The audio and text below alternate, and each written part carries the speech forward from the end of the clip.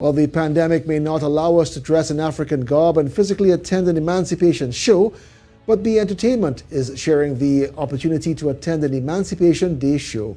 Find out more right here.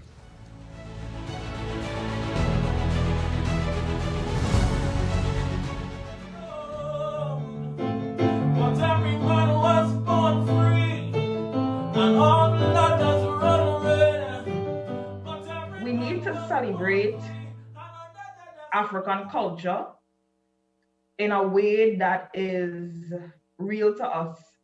We are people that is steeped in rhythm, is steeped in music and vibes and energy. So I think that we should celebrate emancipation with music, with poetry that is our own.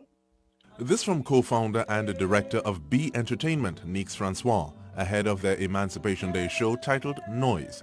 A business partner, Berkeley-trained birdsong-affiliated Niall Manswell, spoke about his intention of the show aimed to celebrate African culture through music and poetry.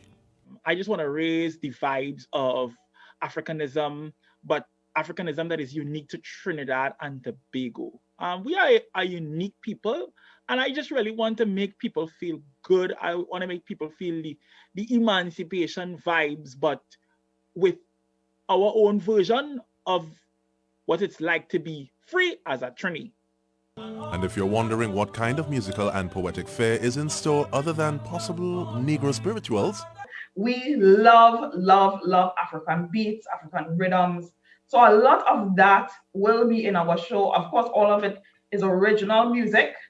So, but we just, of course, using the African beats, African rhythms, the calypso, the rap, so as part of this celebration for emancipation.